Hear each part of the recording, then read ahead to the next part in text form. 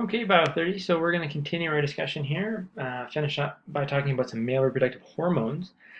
First of all, so puberty is when the reproductive system completes its development and becomes fully functional. So around ages 13 to 14, puberty begins. I'll move that over there for you. Puberty begins when the hypothalamus begins releasing a hormone called gonadotropin releasing hormone, GnRH. And so GnRH acts on the anterior pituitary to produce two more hormones, FSH and luteinizing hormone, LH. So follicle stimulating hormone and luteinizing hormone.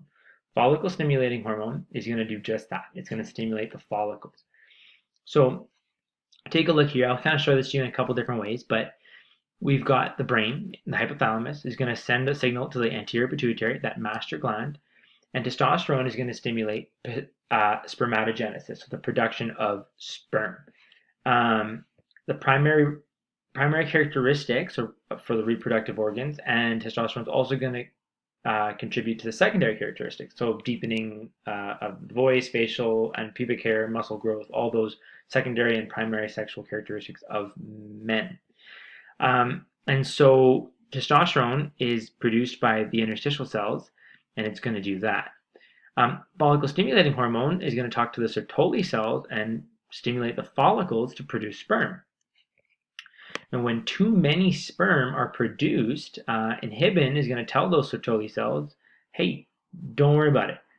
We're not going to make any more sperm. Inhibin shuts the follicle stimulating hormone down, which stops the Sertoli cells from producing sperm, which lowers the sperm count. So I'm going to do this again here. I'm going to kind of move my webcam up in the corners. Hopefully we see it all. So again, a little bit more detail. We start in the hypothalamus. Gonadotropin releasing hormone is going to target the anterior pituitary. The anterior pituitary is going to release two hormones.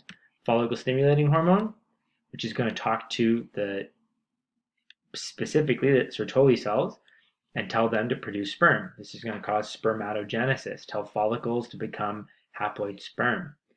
The anterior pituitary is also going to produce luteinizing hormone, which is going to target the interstitial cells to release testosterone, which is going to have all the development on secondary sexual characteristics, primary sexual characteristics, etc.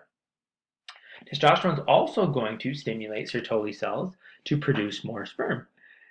When lots and lots and lots of sperm are produced, we don't need to make any more. Sertoli cells are going to produce their own hormone called inhibin, and inhibin is going to go and tell everything before it to say, hey, no more sperm needed, let's shut this down. And then it lowers, inhibin's going to inhibit or lower sperm cell count. Testosterone has its own shutdown as well, and testosterone is going to reduce its own production. Overproduction of testosterone is not good, just like underproduction of testosterone is not good.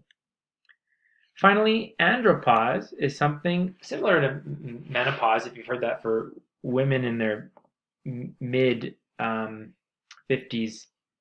It's a decline in testosterone in terms of andropause in men. And so a decline in testosterone is going to happen a little earlier, around age 40.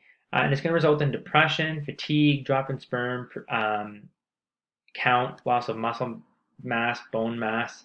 And the treatment here is going to be testosterone supplements, but commonly just lots of exercise is really good to help this andropause from getting too extreme. With that being said, we're going to end the male reproductive system discussion here, and in the next series of videos, we'll talk about the female reproductive system. Thanks, guys.